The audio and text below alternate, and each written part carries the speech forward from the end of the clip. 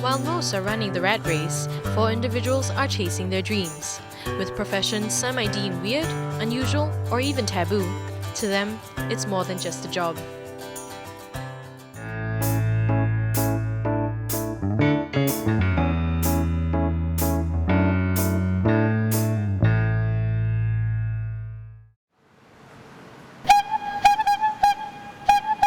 Karang Guni, 小波抓排列了电视机。Karang Guni, 小波抓排列了电视机。Karang Guni. Karang Guni. The name stems from the Malay phrase for gunny sack, which was used in the olden days to lug newspapers. Although times have changed, the name still rings a familiar bell among Singaporeans. Mr. Augustine Long is a Karang Guni. Well, by now I'm quite an old Karang Guni man already. I've been in this line for about close to 30 years. So now I operate on a regular basis. That means I keep going back to my regular customer or regular supporter. I got a big pool of them. So I just work myself around this pool. And so I just plan. Let's say every day, today I got to go here, then I follow up somewhere nearby lah. In this job I was told the money is not that bad, not that good, but the freedom is fantastic. Yeah, you work according to your own schedule, you plan your own thing. Basically it's the freedom lah. I treasure the freedom, really. The island is every Karang Guni's turf, and when the volume of Karang Guni increases, the competition naturally gets tougher. Usually when you see a fellow Karang Guni man already there before us, we just go elsewhere lah. So many HDB flats, so you can find somewhere else to go lah. That, we just leave it as that lah. You don't want to start a war. Definitely not easy lah, but we like the job lah. That's why we can last so long. It's quite taxing. You got to use a lot of strength and all that. And especially the Singapore suns are not so friendly. All in all, it's tiring but then enjoyable. To me, I enjoy it. That's why I lasted so long. 29.5 years already. Surely, every hero has to have a sidekick. Augustine employs the help of various tools to help increase the productivity of his job. This is actually my mistress. I nicknamed her mistress. Because without her, I cannot work. No matter how strong you are, can you imagine? Let's say there's a pile of newspaper there, 10 stack. Instead of walking one time, you got to carry 10 times to and fro. That's very, very tiring. But with this second wife of mine, it's so easy. You know? That's why you just go there, one shot, you can finish the job. Now this is the bag. This is the kind of bag. You know? Every Karang Guni man must have one, and they do have one. Because this is the thing that holds the raffia string, the knife, the weighing machine, so that you know how much you bought from the householder and all that lah. And of course the shillings and the whatever that you need to pay the people who sell to you lah. That's about all. Every Karang Guni man must have one. It wasn't always in Augustine's plan to be a Karang Guni. An ex-gambler in his younger days, Augustine felt a calling to turn his life around. I guess even for something like gambling is so addictive, but for me, after doing it for so many years, it becomes like, boring also, you know.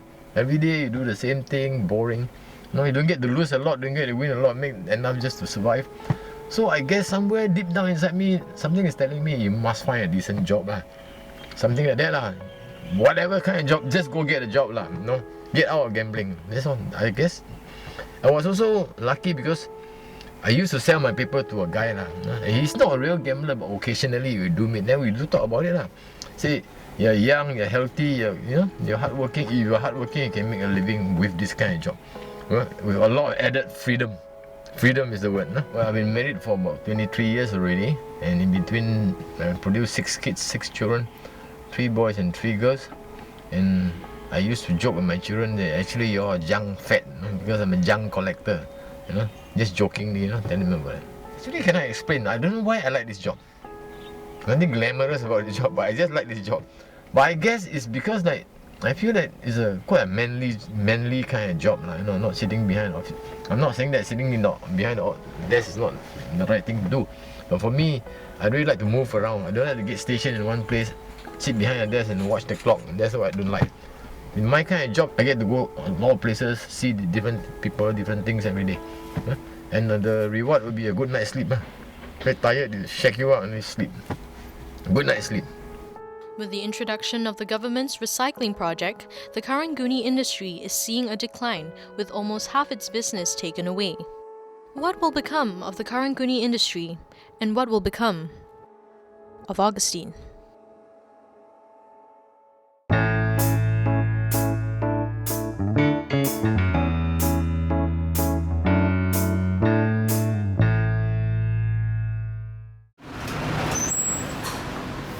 Salons are a common sight in Singapore, but sandwiched between two shophouses in Geylang lies a barbershop with a twist.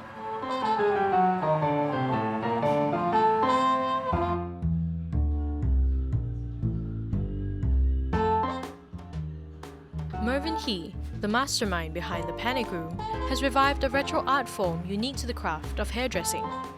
But why did he come up with the name the Panic Room?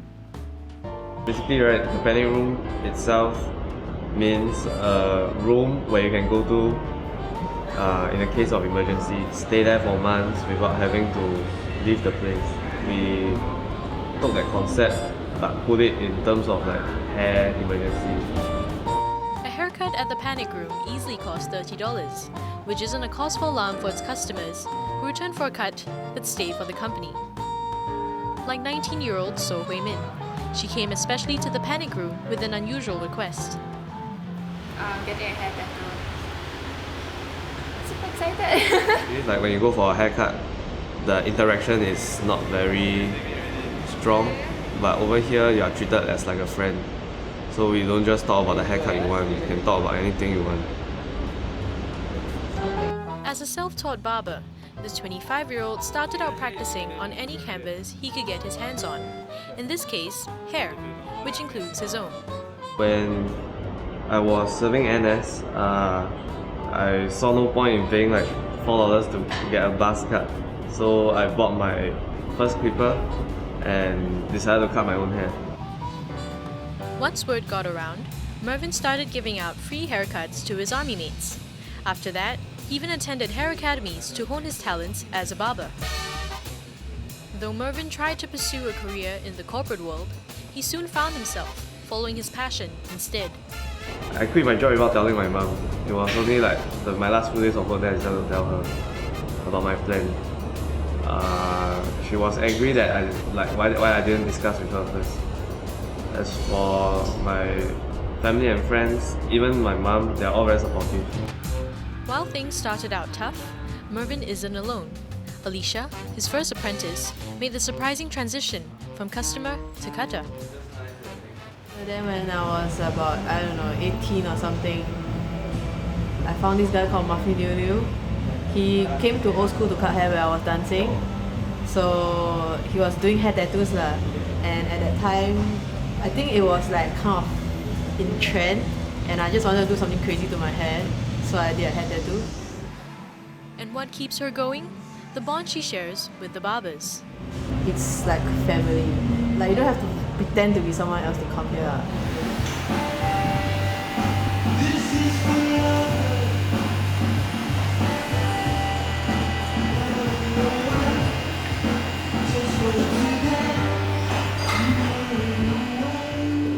Hair tattooing, a growing trend in Singapore, has been a specialty at the Panic Room since it opened last year.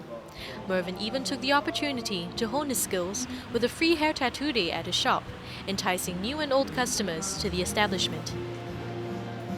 The most bizarre one, I think, was my friend's dad who requested for Lee Kuan Yew's face to be down on the back of his head. Today, anyone who walks into the store is immediately captivated by its interior, reminiscent of the barbershops from the 1950s. The Panic Room sees at least 30 customers daily, with a variety of requests that keeps Mervyn on his feet and his hands busy.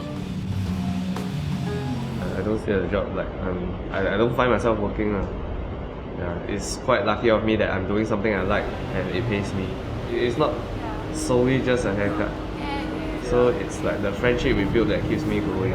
I know that for like services like hairstyling, right, you can't replace it with a robot or machine. It still has to be done in person. So it's that personal touch that I feel that I will still continue doing it. One thing's for sure, the Panic Room promises and delivers an unconventional experience. But whatever you do, don't panic.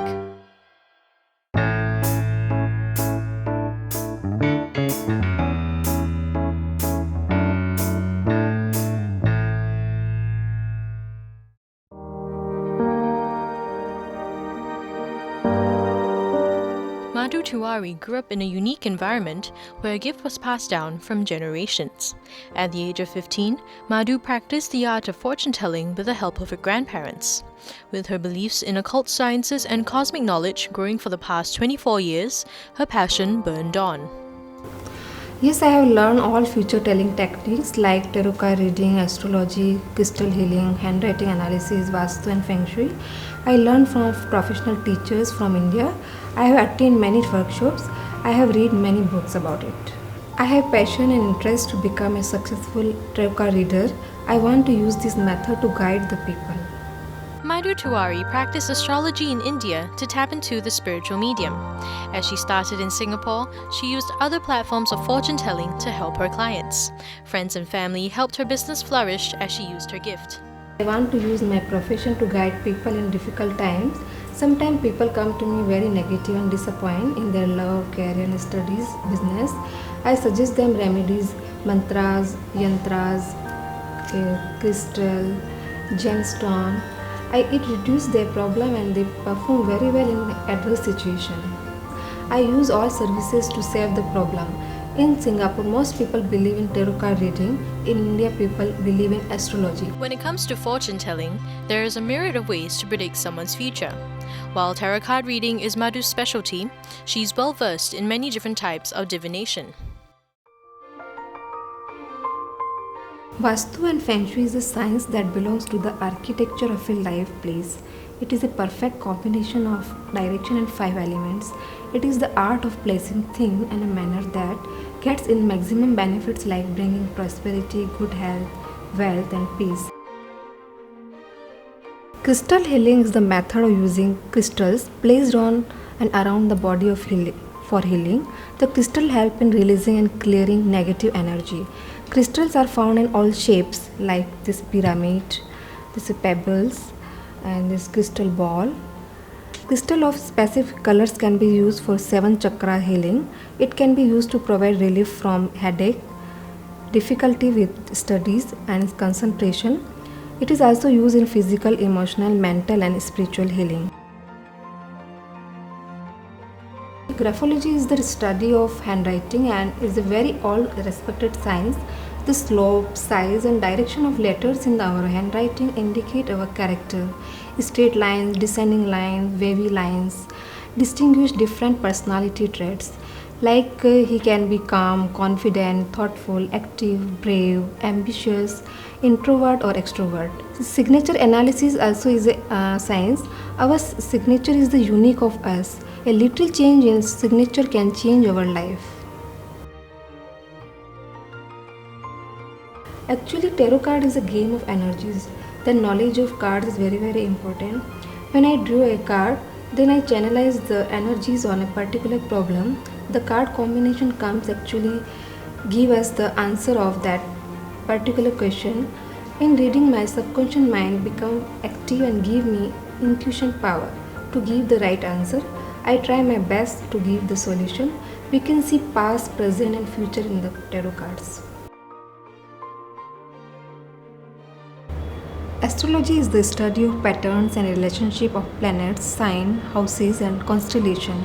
Astrology can give us a deeper understanding of our relationship with bosses, siblings, parents, children, spouse, friends. Horoscope explains aspects of someone's personality and predict future events in their life based on sun, moon and other planetary objects at the time of birth. Madhu has been helping people from all walks of life.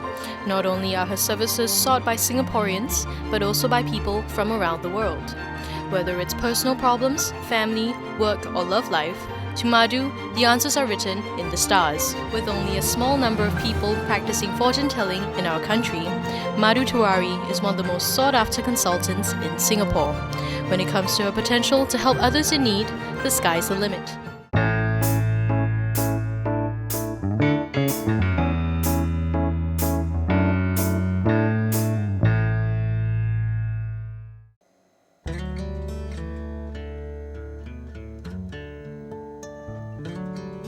About 100 people a day take the time to queue for this bowl of porridge.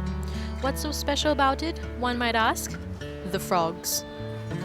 frog meat has been increasingly popular, especially amongst the Chinese community. Most of the frog meat comes from Jurong Frog Farm, the only frog farm in Singapore. Chelsea Wan is the brains and beauty behind the frog family business. After taking over from her father, she has been spearheading it for the past 7 years. Come, let me show you how it all begins. So this is stage 1, the eggs. So in each cluster of eggs, there's about 10 to 30,000 of them. And we put in a big coconut leaf because prior to this, the mating period, we leave them inside as a catchment for the eggs. I did an entrepreneurial marketing course in NUS, and that was when I was first introduced to the product that my family was selling. So I did a lot of research on it, and I think from there I gained a lot of exposure into the running of the business and how this product has a lot of potential, which is not yet uncovered when my dad was running it. And of course, living here in the farm makes me appreciate nature a lot more, and I probably wouldn't want to be outside running a rat race and trying to chase after basically just money. I think that pretty much would be quite meaningless for me. As time passes, not all the eggs survive.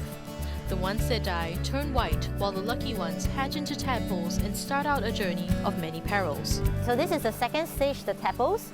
So the tadpoles, the survival rate at the frog farm is about 90%. 10% of them will actually die off because of just weaker in constitution.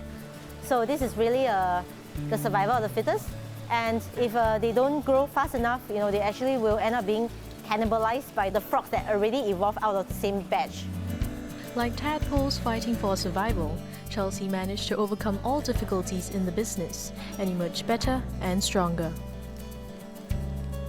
So this business started as a breeding farm, and then gradually, 30 years down the road, there was a lot more demand than what we could supply. So eventually it became more like a trading hub, really buying frogs in and directly selling them back to the market. So I think the main challenges obviously will be, you are really always at the mercy of your suppliers.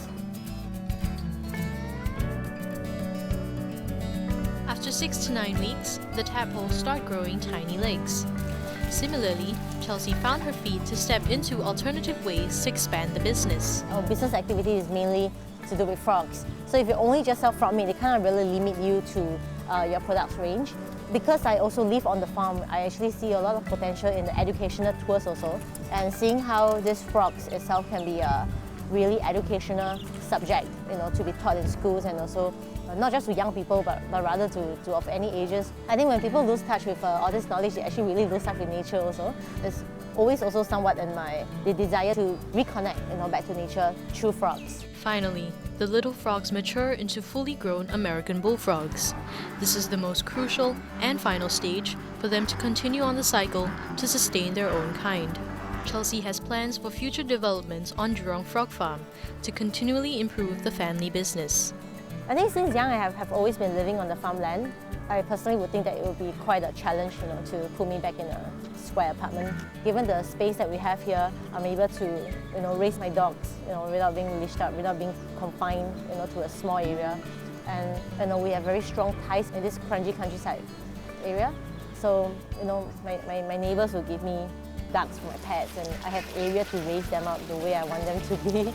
So I think I'm very grateful for this job, which is also where I stay, which is also what has fed me and my 2 other siblings, gave us a good education. So I think this job to me is definitely more than just a job.